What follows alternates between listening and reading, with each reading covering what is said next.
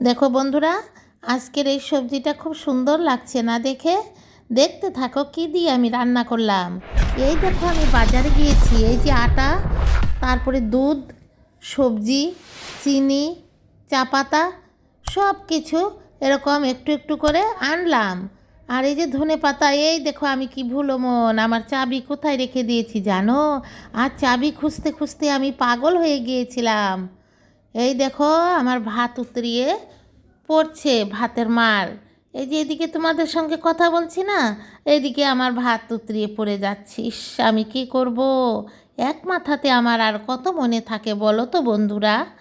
সংসারের সমস্ত কিছু আমার চিন্তা করতে হয়। কি যে করব আর, আমি পাগল হয়ে যাব বন্ধুরা, আমি পাগল হয়ে যাব। এখানে দেখো চিনি, এখানে চা পাতা, ধনে পাতাগুলি দেখতে কিন্তু খুবই সুন্দর লাগে। বাজার থেকে কি সুন্দর ফুলকপি আনলাম, এত ভালো লাগছে। আর বাঁধাকপির সঙ্গে শিম, কাঁচা লঙ্কা, আলু আজ সব নিয়ে এসেছি, বুঝলে বন্ধুরা? এই দিনেই তো ফুলকপি খাওয়া। এই দেখো, একটা সুন্দর জিনিস দেখাচ্ছি, এটা হলো আলু রাখার একটা খুব ভালো সিস্টেম। আমি মিট শেপের ভেতরে আলু এভাবে পেঁয়াজ রসুন রাখি, আর এই নেট দিয়ে সব সময় হাওয়া লাগে তো, ফ্রিজে তো আর রাখা যায় না আলু পেঁয়াজ, তাহলে আর এগুলি পচবে না। এটা আমার একটা বুদ্ধি, বুঝলে? এই শিমগুলি খেতে খুব দুর্দান্ত স্বাদ লাগে কিন্তু, আমি বাজারে গেলেই আনি। এই দেখো, আমি ডিমগুলি সেদ্ধ করে নিচ্ছি। এদিকে আমার ডাল একটু ছিল, একটু না অনেকে, সেই ডালটাও গরম করলাম, বুঝলে বন্ধুরা? শীতের দিন তো প্রতিদিন না রানলেও হয়ে যায় ডাল। আর এই যে আটা, এগুলিও চালতে হবে। দেখো আজ দেখাচ্ছি, আমরা ফুলকপি যে খাই এতে কত মেডিসিন থাকে, সার থাকে। আমি কি করে, এই যে উতরিয়ে গরম জল দিয়ে 5 মিনিট ঢেকে রাখবো, সব এই জলে এগুলি বের হয়ে যাবে, বুঝলে বন্ধুরা? তারপরে ঠান্ডা জল দিয়ে পরিষ্কার করে নেব। ভাপ দেই না কিন্তু, গরম জল ঢেলে দেই, ভাপ দিলে টেস্ট কমে যায়। তারপরে আমি কি করব, রান্না করব, এতে আমাদের কোনো ক্ষতি হবে না। আর এই ডিমগুলিও ছুলে, বাকল ছুলে নিচ্ছি ডিমগুলি। আজ যে সবজিটা দেখলে তোমরা, সেটা কিন্তু আমি ডিম দিয়েই বানিয়েছি।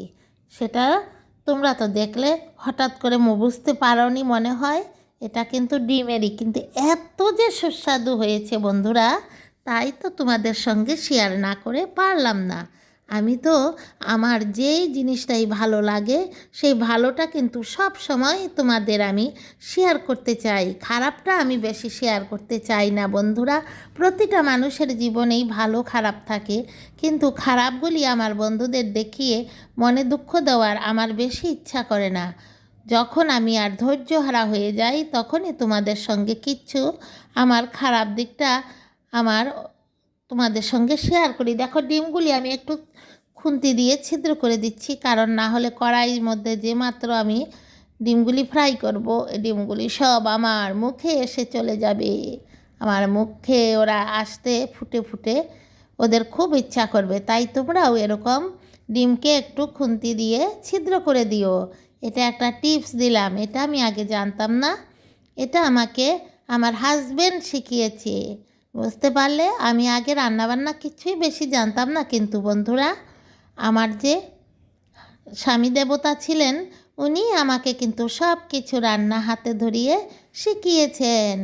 আগে তো খালি পড়াশোনাই করেছি, বুঝলে বন্ধুরা, আর রান্না করতে জানতাম না।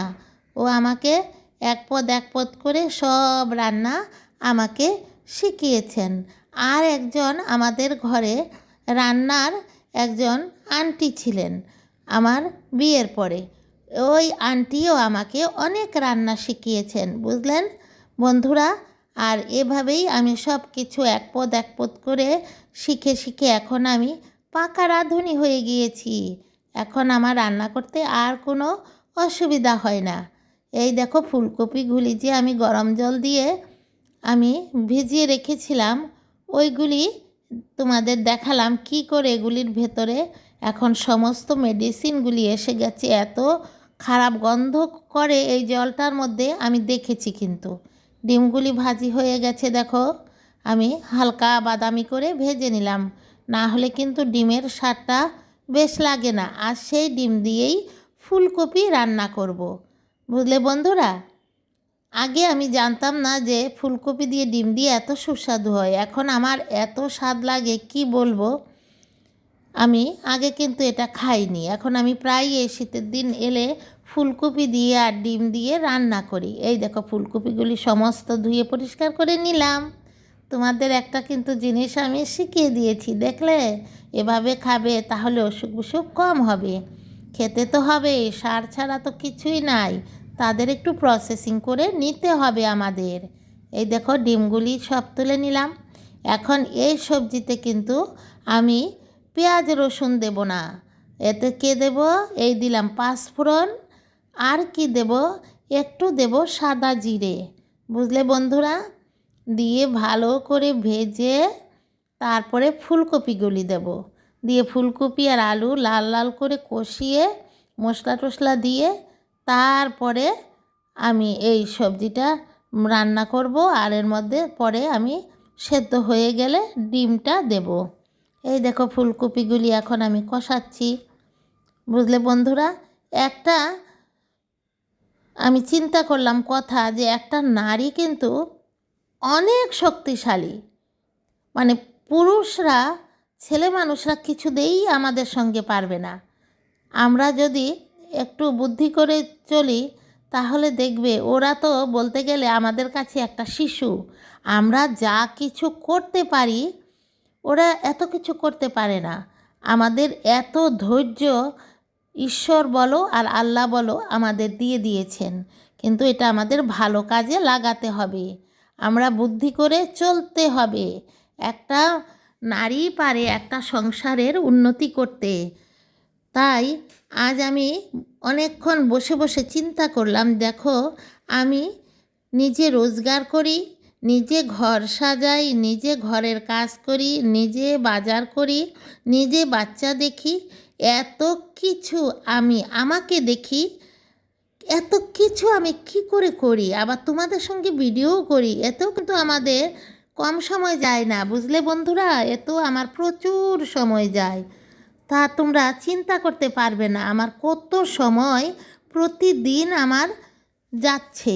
কিন্তু এই যে ফাইটিং আমি কি করে করি, তা কি কোনো ছেলে হলে বা কোনো পুরুষ মানুষ হলে পারতো?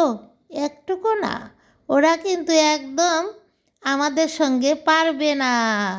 আবার আমার ছেলে বন্ধুরা আমার কথা শুনে রাগ করে কিন্তু আমার ভিডিও দেখা স্ট্রাইক করবে না কিন্তু। বন্ধুরা, তোমাদের কোনো দোষ নেই। এটা হলো সৃষ্টিকর্তা আমাদের এরকমভাবে এত শক্তিশালী করে এত বুদ্ধি দিয়ে আমাদের সৃষ্টি করেছেন। তাই তো নারীদের সব দিকে শক্তি বেশি, বুঝলে? তোমাদের থেকে সব দিকে আমাদের শক্তি বেশি। আমরা দুর্গার আমরা অংশ বিশেষ, বুঝলে বন্ধুরা?